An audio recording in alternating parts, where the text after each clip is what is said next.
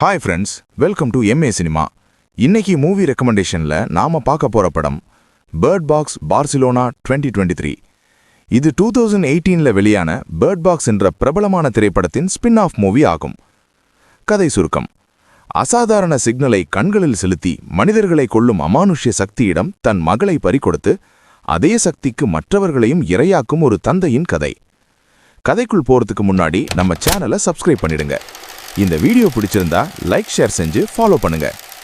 விரிவான பார்வை: ஒரு மர்மமான சக்தி உலக மக்கள் தொகையை அழித்து அதை பார்க்கும் அனைவரையும் தங்கள் உயிரை பறித்த பிறகு படத்தின் ஹீரோவான செபாஸ்டியனும் அவரது இளம் மகள் அன்னாவும் பார்சிலோனாவின் வெறிச்செடிய தெருக்களில் தங்கள் உயிர் வாழ்வதற்காக பயணத்தை மேற்கொள்கிறார்கள்.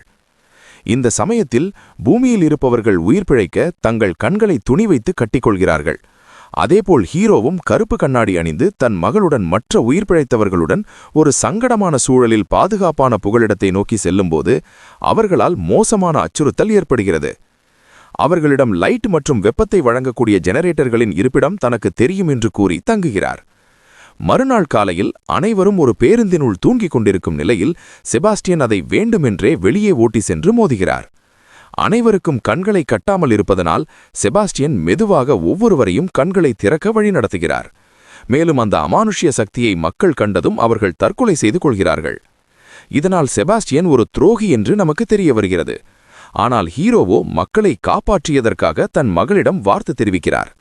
கண்களை திறந்திருந்தாலும் ஹீரோவிற்கு ஒன்றும் பாதிக்கப்படவில்லை. கதை 9 மாதங்களுக்கு முன் செல்கிறது. இந்த பிரச்சனை ஸ்டார்ட் ஆகும் காலகட்டத்தில் செபாஸ்டியனை காட்டுகிறார்கள்.